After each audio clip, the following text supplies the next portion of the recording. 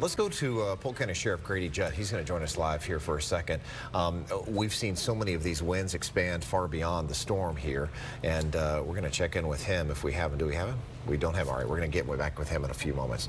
You want to hand it off to Paul here for a little bit? I'm here. Let's talk about these sustained winds, because I think as we've been talking, I'm not sure this area's seen sustained winds like this for a long time. And I think there's a big difference when you start getting up to that sustained winds of 80 and 90. Right.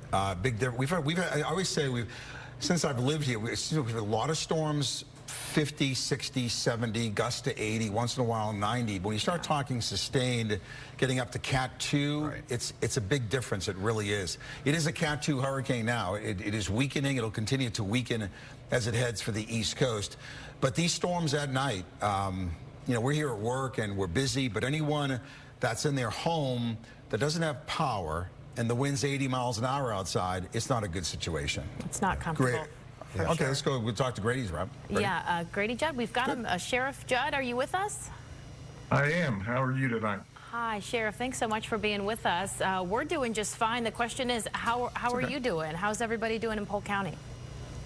Well, so far we're having a good evening considering we're in the middle of a hurricane. We've got really, really strong winds on the south end of the county and a lot of rain in the north end of the county. We have some areas of flood, and we have some trees down, we have some electricity outage, but once again, there's still a lot of storm ahead of us. But at this moment in time, we think we're better off than we expected to be. Sheriff, let me ask you a question. You guys have a rather unique view there because you have, I think you had some evacuations, am I right? At least in some of the mobile homes and some of the manufactured homes. Are you concerned about any particular areas if you do need to make any rescues, if you do get some of those calls here in the next couple of hours?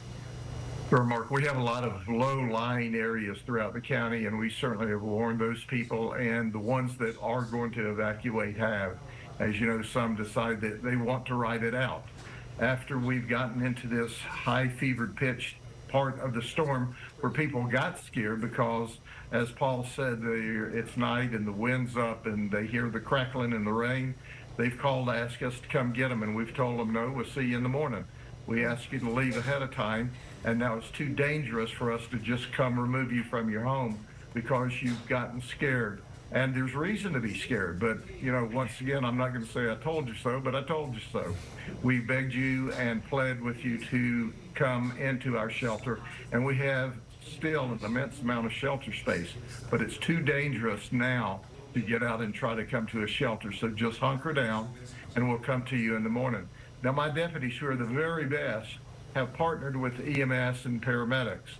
We are running what I call life and death emergency calls, even during the height of the hurricane.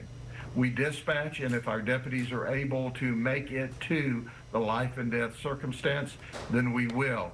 Historically, we've rescued several people and saved some lives because we were able to get emergency services to them. As you know, the big ambulances just cannot operate in this high wind, but our low-profile vehicles can.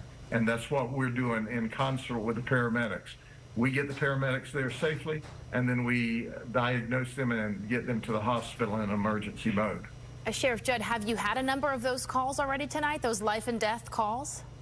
No, we've had very, very, very few tonight. In fact, once again, I don't want to jinx us, but it's been extremely good so far. But once again, as Paul would tell you, there's a whole lot of storm ahead of us.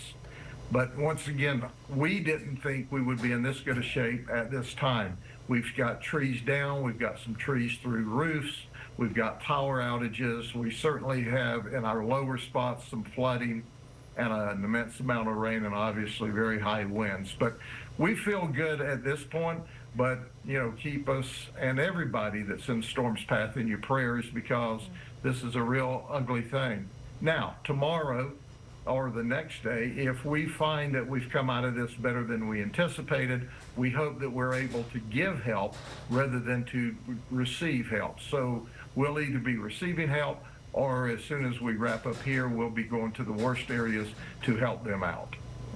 Sheriff Grady Judd joining us live. We're thinking about you. We're thinking about all of our first responders and, of course, all of our viewers and friends that are in Polk County. You guys have a safe night, and we know it's probably going to be a busy couple of days to follow. Thanks, Sheriff. Take care. God bless you guys. Okay. You too. You too. Bye-bye.